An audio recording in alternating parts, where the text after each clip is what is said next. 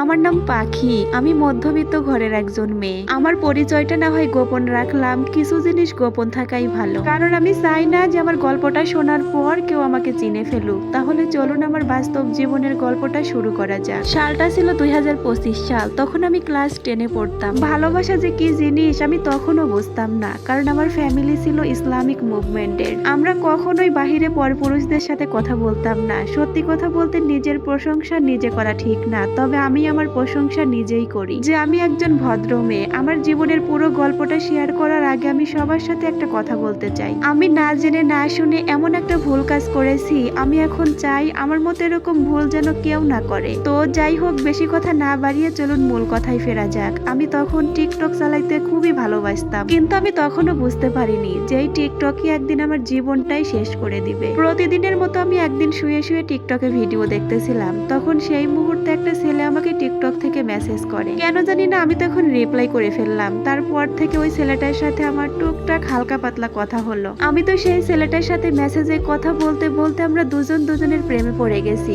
তারপরে ওই ছেলেটা আমাকে একদিন প্রেমের প্রস্তাব দেয়। আমি তো তখন কোনো কিছু না বুঝে না শুনেই তার প্রস্তাবে রাজি হয়ে গেলাম। কিন্তু বিশ্বাস করেন, আমি কিন্তু তখনও জানতাম না আমি এমন একটা ফাঁদে পা দিলাম। ওই ছেলেটার 2টা বউ আছে, তার সাথে 2টা বাচ্চা আছে, সেটা আমি জানতাম না। আমি যদি একটা বারের জন্য জানতে পারতাম যে ওনার বউ আছে বাচ্চা আছে, তাহলে কখনোই আমি তার সাথে রিলেশনে যাইতাম না। কারণ সেই ছেলে আমাকে কোনোদিনও বলে নাই যে তার বউ বাচ্চা আছে। আমি ভেবেছিলাম সে আমাকে প্রেমের প্রস্তাব দিয়েছে, হয়তোবা সে অবিবাহিত। এই জন্য আমি তার সাথে রিলেশন করতে রাজি হয়েছিলাম। আমাদের রিলেশনের বয়স যখন 5 দিন হলো, তখন সেই ছেলেটা আমাকে বিয়ে করার জন্য প্রস্তাব রাখে। আমি তার মায়ায় পড়ে গিয়েছিলাম। তখন আমিও তাকে বিয়ে করার জন্য রাজি হয়ে যাই। তখন আমি তাকে বললাম যে আপনি তো আমাকে বিয়ে করবেন, তাহলে আমার ফ্যামিলিতে আপনি প্রস্তাব পাঠান। তখন সে রাজি হলো, কিন্তু আমারে বলে যে তার ফ্যামিলি থেকে সে কাউকে নিয়ে আসতে পারবে না আমার ফ্যামিলিতে, তিনি আমাকে একাই এসে বিয়ে করে নিয়ে যাবেন। কিন্তু আমার বাবা মা কিছুতেই এই বিয়েতে রাজি হলো না। আমার বাবা মা বলে যে তোমার যদি ফ্যামিলি থাকে তাহলে ফ্যামিলি নিয়ে আসো। মোট কথা, সেই ছেলের ফ্যামিলি ছাড়া আমাকে ওইখানে বিয়ে দিবে না। তখন আমি ওই ছেলেটাকে বোঝাইলাম যে দেখো,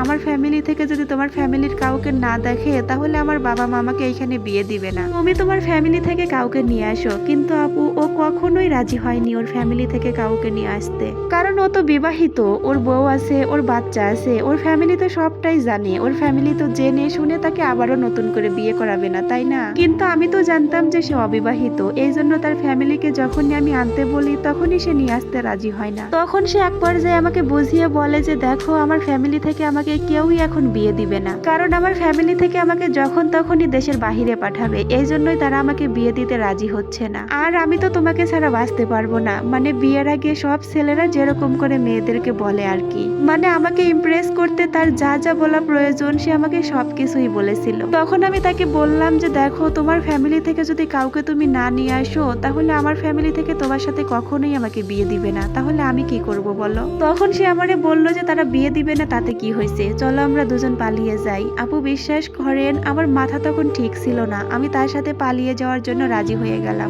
এরপরে আমরা দুজনে মিলে বাড়ি থেকে পালানোর জন্য একটা ডেট ঠিক করব, মানে এই বিষয় নিয়ে আমি তার সাথে কথা বলতেছিলাম। তখন আমার ফ্যামিলি থেকে আমার কথাগুলো সবকিছুই শুনে ফেলে। এরপরে তো তারা আমার ফোন কেড়ে নেয়। আমার ফোন হাতছাড়া হওয়ার পর থেকে আমি যেন ওর জন্য পাগল হয়ে গেছি। তার সাথে আমি কিভাবে যোগাযোগ করব, কিভাবে কথা বলবো। এইদিকে আমার আব্বু আম্মু আমাকে বাসা থেকেও বের হতে দিচ্ছে না। তারপরেও আমি আমার এক চাচাতো বোনের বাসায় গেলাম। সত্যি বলতে আমার ওই আপুটার সাথে আমার ছোটবেলা থেকেই অনেক মিল ছিল। তো আমি আমার ওই আপুর বাসায় গিয়ে ওই ছেলেটার সাথে আপুর ফোন দিয়ে কথা বলি। আমি কিন্তু তখন নিজেও বুঝতে পারতেছিলাম না যে আমি কত বড় একটা প্রতারণার ফাঁদে পড়তে যাচ্ছি।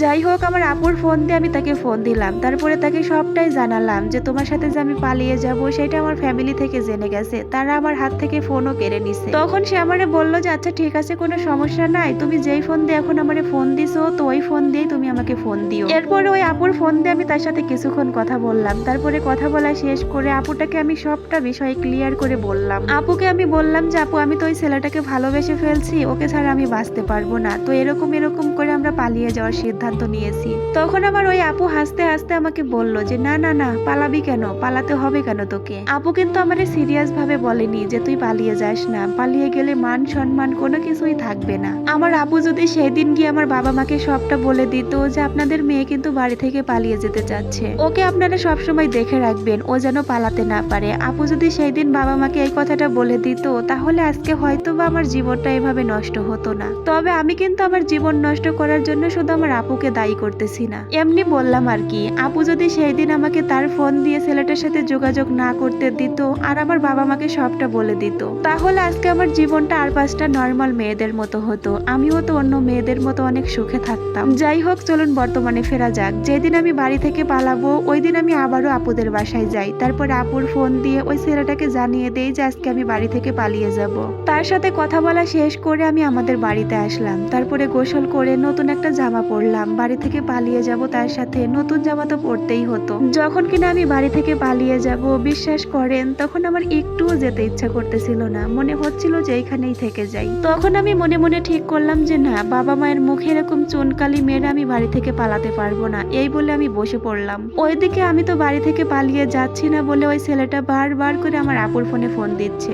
আপু ফোনটা রিসিভ করার পর ছেলেটা বলছে যে আপনার বোনকে তাড়াতাড়ি করে পাঠিয়ে দেন, আমি তার জন্য রাস্তার উপর দাঁড়িয়ে আছি। তখন দেখলাম যে আমার আপু আমাদের বাড়িতে আসছে। আমাকে এসে লুকিয়ে লুকিয়ে বলতেছে যে ওই ছেলেটা তো তোর জন্য রাস্তার পাশে দাঁড়িয়ে আছে, তুই তাড়াতাড়ি যা। তখন আমি আপুকে বললাম যে আপু আমার একদমই যেতে ইচ্ছা করতেছে না, আমি যাব না। আপু তখন বললো যে কেন যাবি না তুই? ওই ছেলেকে তুই কত দূর থেকে আসতে বললি, আর এখন তুই যাবি না কেন? শুধুমাত্র তোর জন্যই তো ও কত দূরের রাস্তা জার্নি করে তোকে নিতে আসছে, তুই এখান থেকে চলে যা তার সাথে। তখন আর কি, আপু যখন আমাকে বাড়ি থেকে চলে যেতে বললো তখন মনে একটু সাহস পেলাম। দ্বিতীয়বার আর কোনো কিছুই ভাবলাম না, বাড়ি থেকে বের হয়ে পড়লাম। এরপর আর কি, আমি যখন বাড়ি থেকে পালানোর পর সবটা শুনতে পারলাম তখন যেন আমার মাথায় আকাশ ভেঙে পড়ছে। আমি তার সাথে বাড়ি থেকে পালানোর পর জানতে পারলাম ওই ছেলেটা বিবাহিত, তার 2টা বউ, তার বাচ্চা আছে। কিন্তু আমি একবারের জন্য বিশ্বাস করতে পারতেছিলাম না যে সে বিবাহিত। আমি ভেবেছিলাম যে আমি তার সাথে হয়তোবা পালিয়ে গিয়েছি, এজন্য আমাকে মিথ্যা কথা বলা হচ্ছে যে সে বিবাহিত, যাতে করে আমি তার জীবন থেকে চলে যাই। তখন আমি পুরোপুরি নিশ্চিত হওয়ার জন্য ওই ছেলেটাকে নিজে থেকেই জিজ্ঞাসা করলাম যে আচ্ছা তুমি কি বিবাহিত? তখন সে একদম অস্বীকার করে গেল। সে আমার কাছে কিছুতেই স্বীকার করলো না যে সে বিবাহিত। সে আমাকে হলপ করে বলল যে সে নাকি অবিবাহিত। তখন কেন জানি না আমার মনে মনে একটু সন্দেহ জাগলো। আমি ভাবলাম সে যদি সত্যি অবিবাহিত হয় তাহলে ওই মেয়েটা আমাকে কেন বললো যে তার 2টা বউ আছে, তার বাচ্চা আছে? আসলে আমাকে যেই মেয়েটা বলেছিল যে সে বিবাহিত, ওই মেয়েটা সত্যিকারের অর্থে তার আপন মামাতো বোন লাগে। ওই ছেলেটা তো আমাকে আমাদের বাড়ি থেকে পালিয়ে নিয়ে সরাসরি তার বোনের বাসায় উঠেছিল। বিশ্বাস করেন আপু, আমাকে নিয়ে সে যার বাসাতে উঠেছিল তার ওই বোন একটা বারের জন্য আমাকে বলে নাই যে সে বিবাহিত। তুমি তার সাথে কেন আসছো? তুমি এখান থেকে চলে যাও, আমার ভাইয়ের তো বউ আছে, বাচ্চা আছে, তুমি তার সাথে কেন আসবে? তুমি চলে যাও। সে একটা বারের জন্য আমাকে এই সমস্ত কোনো কিছুই বলেনি। তবে যে তারা আমাকে নিয়ে এত বড় একটা ফাঁদ পেতেছিল সেটা আমার জানা